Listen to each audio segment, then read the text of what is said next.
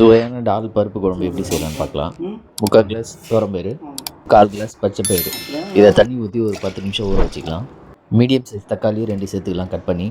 Medium size வெங்காயம் 2 சேர்த்துக்கலாம். இது கூட 2 பச்சை மிளகாய் சேர்த்துக்கலாம்.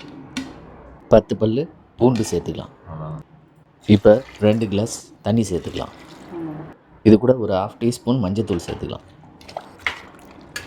இப்போ குக்கரில் மூடி போட்டு நம்ம ஒரு 4 விசில் வச்சுக்கலாம். ஒரு பேனில் 3 டீஸ்பூன் எண்ணெய் சேர்த்துட்டு 1 டீஸ்பூன் ஜீரகம், 1 டீஸ்பூன் கடுகு உளுத்தம்பயிறு, ஒரு காஞ்ச மிளகாய், கொஞ்சமாக கருவேப்பிலை, 1/2 டீஸ்பூன் பெருங்காயத்தூள். அடுப்பை ஆஃப் பண்ணிட்டு ஏற்கனவே நம்ம வேக வச்ச பருப்பில் இதை சேர்த்துக்கலாம்.